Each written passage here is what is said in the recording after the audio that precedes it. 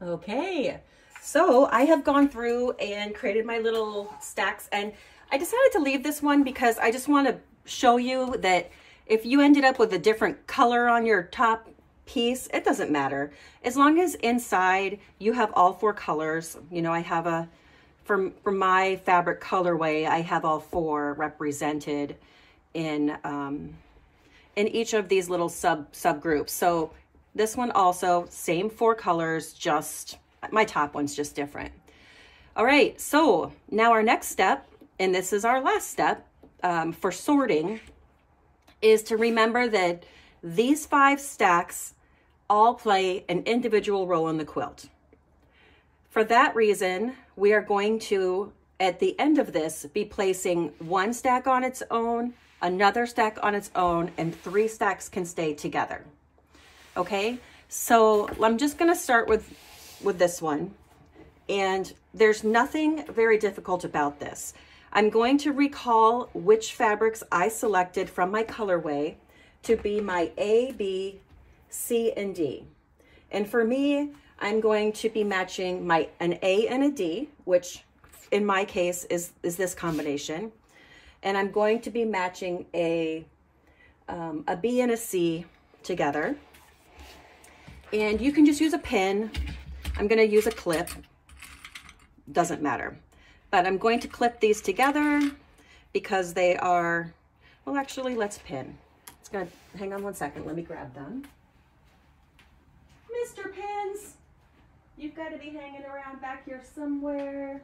Oh, yeah, they're already up here. Shoot, they're right here. Okay. So actually, yeah, let's just pin this because I bet you all have pins. You know, it's pretty easy. So I'm going to pin them, and then these stay together, so I will clip it.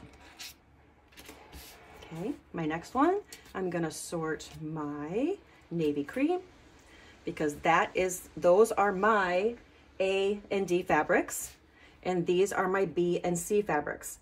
You guys really want to make sure that these are layered according to what you have chosen for your A and D and your B and C. Your quilt will not work unless you do this.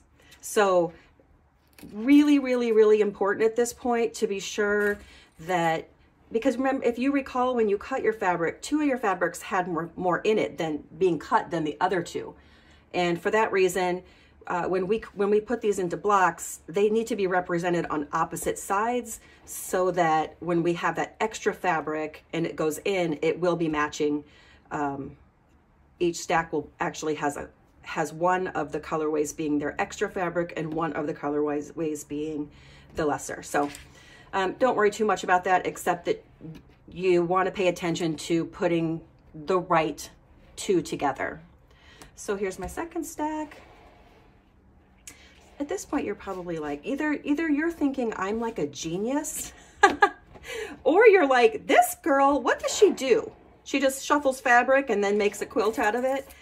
Honestly, I don't know. I seem to have a little knack for 4 different fabrics with four different colorways with 4 different fabrics in it. All of my patterns so far seem to do that. And I tell myself I'm gonna break that cycle, and then the next time I create a pattern, I do it again. I don't know. So here we go. I'm matching correctly, and I'm making this stack on,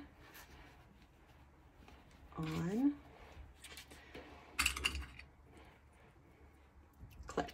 Okay, here's my first stack, and I am going, as according to my instructions, we want to place this in a bag or something that separates it and tells you this is its own little separate project at some point. So I put it in a bin, I set it to the side, and I'm gonna do another one just like that. I need to put them together, and then I need to set it aside. And when I'm done, I'm going to have 2 of those set aside, and these 3, after I sort them, they can all just be laid all together in one big pile. So I will keep going here, and you just feel free to stop this video if you're like, I've had enough and I understand and I no longer need assistance. So here I go. It's a super fun quilt to make, And once you have all of this laid out, the rest of it is really, really intuitive. And there's, you know, as quilting has, there's a little bit of repetition, but the repetition is nice in that it makes a lot of sense and you don't wonder if you are doing it correctly. You'll know that you are. And feel free to watch these videos over and over. What I really like, and the reason why I'm taking the time to go kind of slow and show you these steps, those of you who are advanced quilters, you probably don't need it. But those of you who are beginners, or I get a lot of mother-daughters in the shop that say, oh my gosh, you know, I'm not an amazing necessarily quilter, but my daughter is so great at it, or my daughter's new and I'm, you know, been doing it for years, and we're doing it together and we call each other when the steps come out. It's really a fun thing that we can do, and we appreciate that you're kind of showing both of us how to get it done at our skill level. So there's another stack, and this one also gets set off to the side. And let's see what I can do here. I really like these bins. I use them because they're super inexpensive, and they help me stay kind of organized and ahead of, you know, whoa, my sewing table's out of hand. I actually already went ahead, and when I cut for this quilt, you know, I sorted everything so that it has its own space. Works for me. It's handy for me. Okay, so this last stack, I will pause and come back and show you, but we are just going to do the same grouping, all one big pile. Okay, I'll be right back.